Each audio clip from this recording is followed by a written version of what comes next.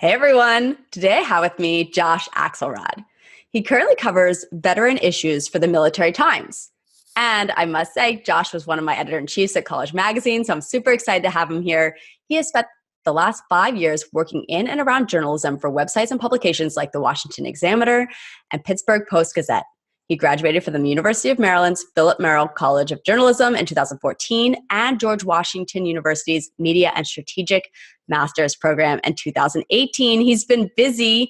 Hi, welcome to the show, Josh. Hey, thanks for having me. It took you long enough.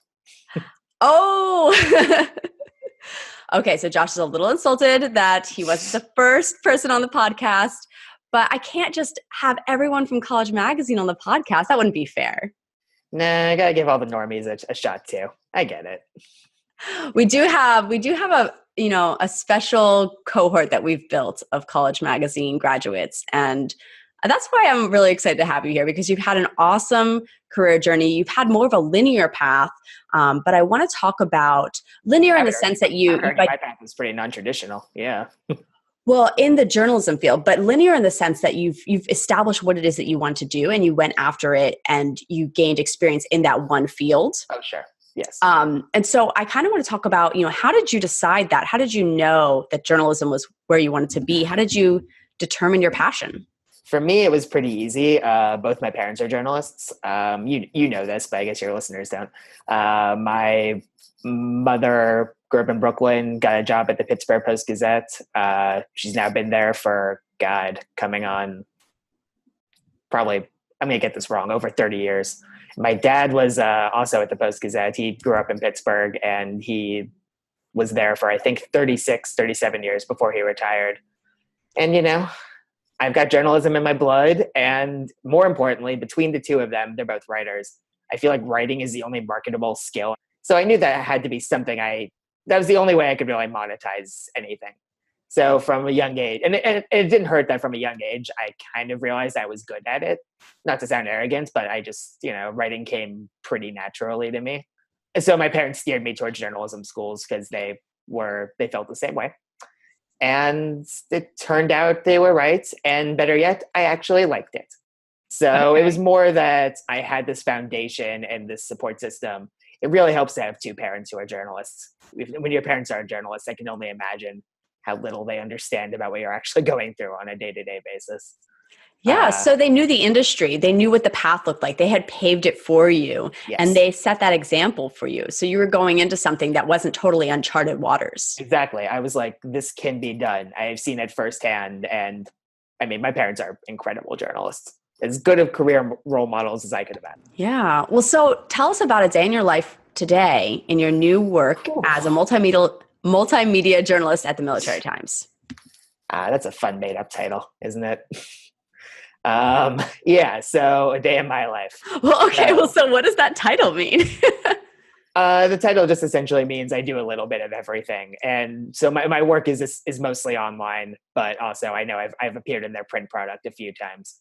It also just means I make graphics on occasion. I help out this Veterans in Congress list that they have, and I just updated it with a bunch of new bios for all the new veteran Congress people that just got voted in. So I'm doing they have me doing a little bit of everything, jack of all trades stuff. And so a day in my life, I live in Northeast DC. As I just told you, the office is in Tyson's Corner. So I wake up bright and early for an hour and a half long commute. We'll see how long that part lasts. Moving might be in my near future, but yeah, so I get in, I check my email and see who's pitched me what today. Most of my stories come from pitches from other people or my editor being like, hey, this looks cool, you should look into it. Well, for the last month or so, I was working on about 5 or 6 stories at any given time. And so it was a lot of juggling. Oh, I have this interview scheduled for when, but I got to talk to this person and figure out when they're available too. And then I had to remember what the story was. So, it was a lot of figuring out my schedule and making sure everyone knows what's happening at any given time. Well, so who's giving you these pitches? Like, what's an example pitch that you might get? So a little background. Military Times is split up into a bunch of different websites. So there's the main Military Times site, and there's Army Times, Navy Times, Marine Corps Times. I never get the 4 branches right on the first try. Can you just say Joint Forces? Sure. And then there's this veteran-specific vertical they launched about a year ago called Reboot Camp, and that's the site that I'm pretty much solely responsible for populating. And so most of the good pitches to me will be like, hey, this is this thing that veterans should know about that will help them, or hey, here's this veteran doing a cool thing.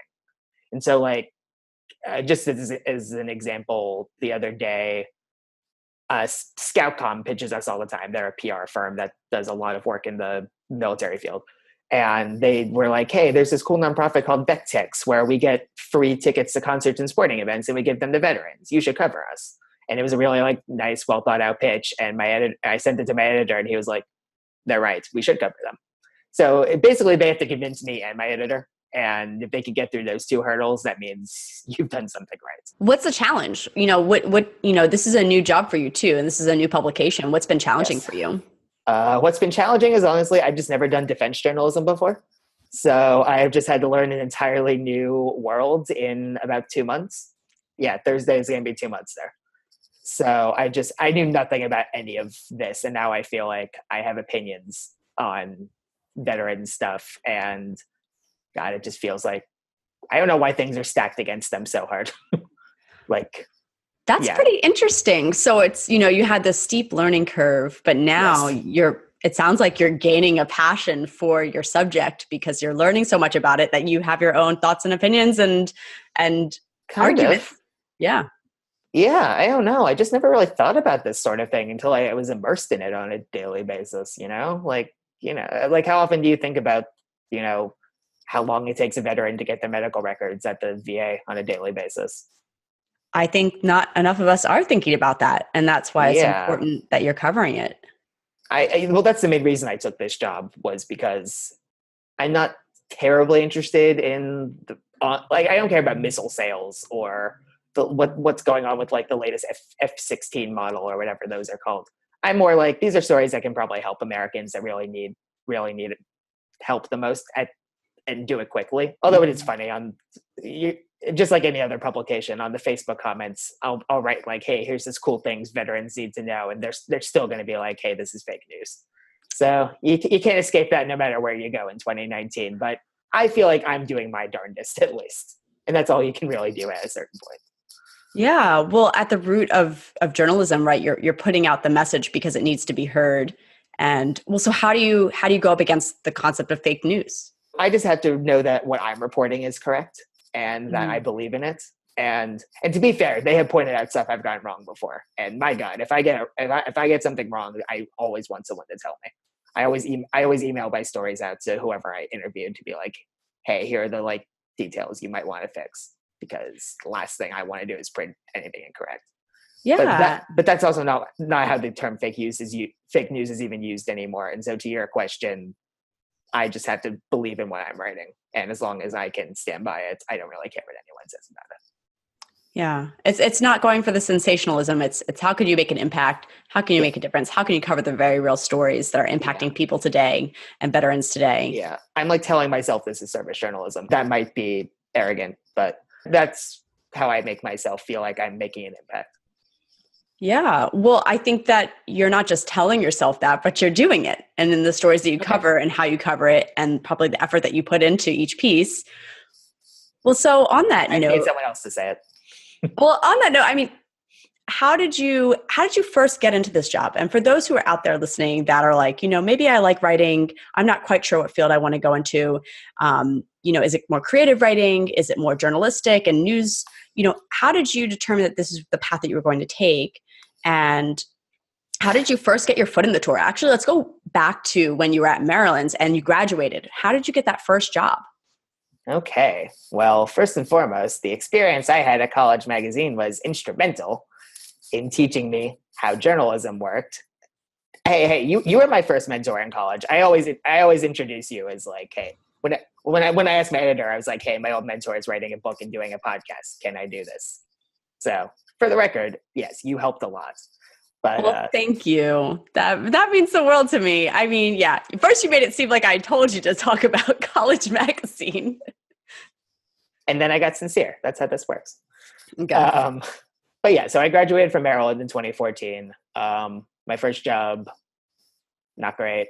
they laid me off after 2.5 months. Then so I got a real early crash course in how journalism can be. I wasn't the only one, by the way, in my graduating class who got laid off quickly after getting their first jobs. Yeah, it's a fickle industry and it can be ruthless. And yeah.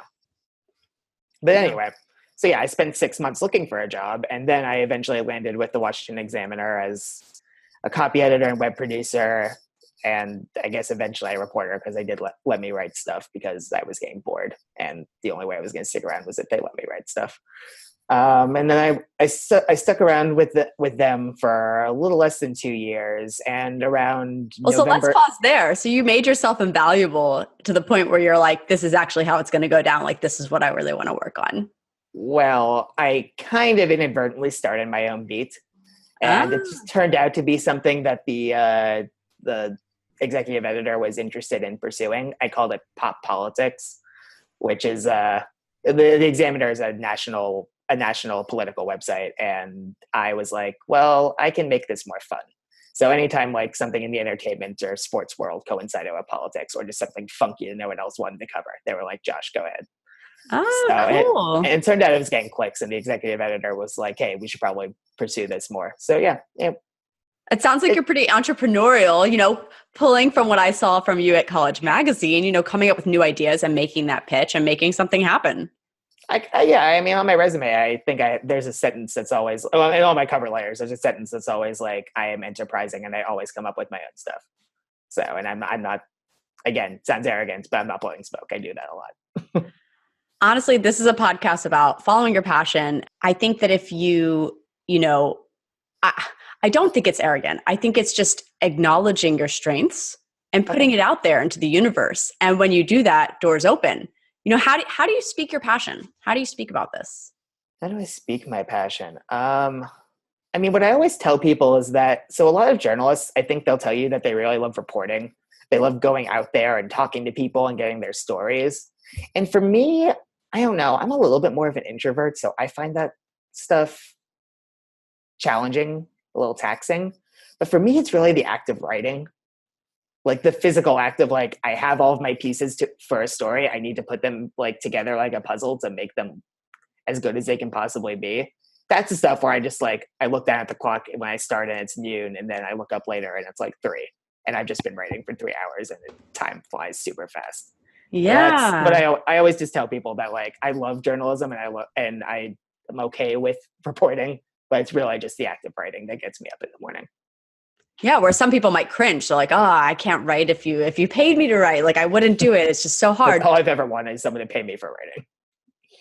That's the best kind of work, that someone's paying you for the thing that you enjoy. Yeah.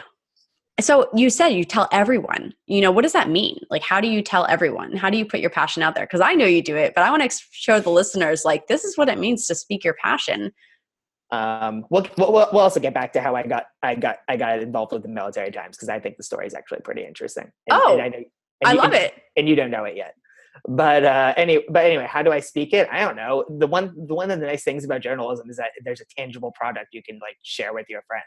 Like I get, if all goes well, I get like 4 or 5 articles published a week, and I also freelance. So I don't just write for the Military Times. So like, my main thing when I write an article is, would I share this on Facebook? That's the question I ask myself. And if the answer is no, I'm probably like, I can use my time better elsewhere. And so, yeah, I think I'm a pretty open book when it comes to what gets me up in the morning, because I will constantly share my work on Facebook or Twitter or whatever, because I'm like, if I'm not willing to share, no one else is going to be. So that's your barometer of what is quality. I don't know about what is quality, but at least what I'm most excited about, what I think my friends will like the most. The metrics of success. What will get shared? What would you feel proud to share? Exactly. All right. Well, let's hear your Washington Examiner story. How did you get your foot in the door there? Oh, wait, the Military Times story. Yeah. And again, you can judge on how exciting you find this, but I've never heard another story like this. So I think it's interesting, at least. So you mean you didn't just browse for like a job opening and apply for it like every other person thinks that you're supposed to get a job? Oh, hey, you think I applied for this? what happened was, so at the Examiner circa November 2016, I was feeling a little iffy about the future of journalism. You can imagine what was happening then that made me want to reevaluate where I was and where the industry was going. So I had already applied to George Washington University and got into their media and strategic communication program. And so I essentially took 2 years off to finish my degree. But yeah, I mean, I spent time like writing too during that because I just can never stop writing. I love that. One of the many reasons I love Hamilton is that how do you write like you're running out of time quote. I really thought about getting that tattooed at some point. We'll see if that ever happens. But yeah, so I spent 2 years getting my degree, and right towards the end of the program, I didn't really have any prospects or any real direction. And I have a lot of critiques about this program, but also I have to give them credit for this. There was a journalism and media jobs fair that they held right towards the end of my program, and there was this recruiter from Sightline Media who I gave her my resume. We had a nice little conversation. And then about a couple of days later, she emailed me and was like, "Hey, I think there's this opening that you might be good for." And that led to an interview, and that led to a few more interviews, and lo and behold, I am here. And so, no, I didn't apply for this job. I just stumbled onto it, and they seemed happy about it. I hope they're still happy about it. I love these kinds of stories because the way that you tell it is it's like fortuitous, right? Like you fell and you stumbled into this opportunity, but all along you've been preparing. You've been building up these experiences. That's what I see, at least, knowing that you came from College Magazine, knowing that you had experience working at NBC and the Washington Examiner. And then you said, I'm going to elevate my education. I'm going to go and get my master's. And you may have some thoughts of whether or not your master's program was connecting you with opportunities, but they held this fair for you, and you went in and you spoke your passion like the confident journalist that you are, and then doors opened. So I think everything you did up to that point, you've been preparing yourself for this moment. I'm not trying to school and mentor you right now. I'm just saying, take some credit because you've been working hard. Honestly, this is also how I got all my internships in college. I didn't apply for most of them. I went into career fairs and they reached out to me. So this just seemed like the natural progression of that. To be fair, I applied to the Washington Examiner and I got that job. So I haven't always been that lucky, but now that I think of it, yeah, I'm really good at career fairs. Apparently schmoozing is a real skill. Well, that's the power of speaking your passion, right? So you know that this is something that you love. And when you go to speak about it, that comes across, and they can tell that not only are you just confident about your writing, but you're constantly writing. And you're making it happen, and you're getting published, and you're putting yourself out there, and you're building your craft. Yeah, it's a sickness. I can't stop. I love it. Well, so tell me about the object you brought and how it reflects your passion. Yeah, it's a little pop doll of Daenerys Targaryen from Game of Thrones. I've had her for a while. We've gone through some stuff. She's the only pop doll that's out of her box that I own, so that makes her a little more special. But this is also for me, just because I never want to be put into a journalistic box. I'm currently, I love what I'm doing at the Military Times, but I also freelance for Fansided, an entertainment site where they get to let me write all of my inane pop culture takes that I can't really get out through veterans reporting.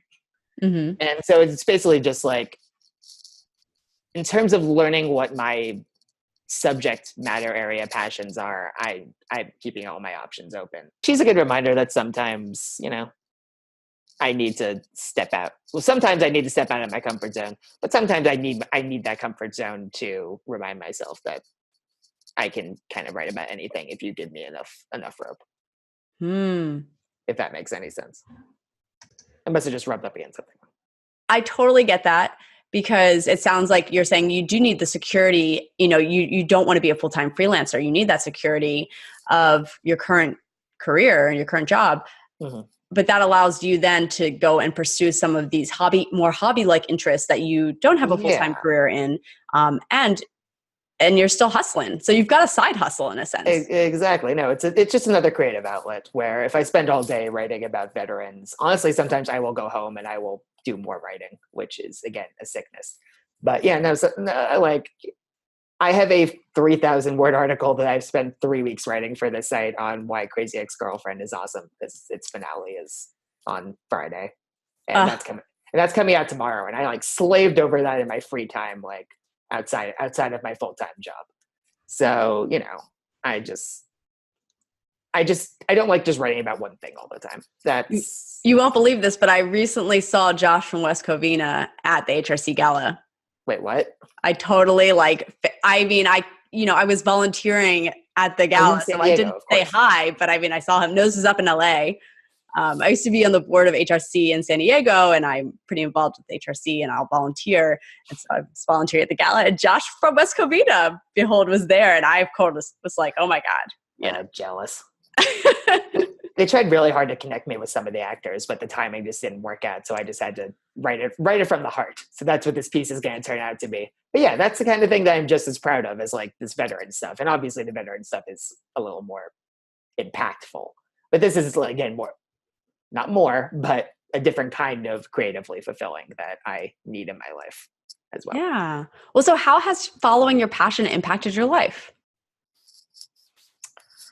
Well, I'm working in the industry I always thought I would, which is definitely not the case for a lot of people that graduated from the Maryland Journalism School at the same time as me. A lot are in PR right now or doing social media or something in different industries. Yeah, the number of actual journalists are dwindling. So I'm trying to keep the torch for as long as I can, as long as I can get paid for it. What do you think you're doing, by holding on to your passion and sticking with this? What do you think you're doing that's different from those who maybe didn't want to go on these other paths, but felt that they needed to? I'm thinking. It's the most diplomatic way to say this. The thing about PR that always stops me is I remind myself that nobody will care about the work I'm doing. No offense to PR people, but when was the last time you shared one of your press releases on Facebook with your friends? Oh, there's some judgment there. There's some teeth there from the journalism industry. There's no judgment. It's an important symbiotic relationship, and someone's got to do it. I just personally like the idea that the products I'm creating are more consumable by just everyone. And they're stuff that I think I would be a little more proud of. And also, for the record, I have a PR degree. Media and strategic communication is essentially it was essentially GW gibberish for political PR. And I know how the other side lives now, and I wasn't a huge fan of it. So you wanted to stick true to that unbiased approach. I do think that there is so much value in PR, and I do think that there can be service PR too. I mean, think about all the organizations out there making an impact. I love all the PR people I work with. Please keep pitching me. Sorry for what I just said. This is just for my personal fulfillment. I don't think PR would do it. That's all I was trying to say. I think that's what it really is at the center, is knowing what it is that you're passionate about, holding onto it and staying true to that. And like you said, it's fulfilling. So that's the feeling that you get at the end of the day.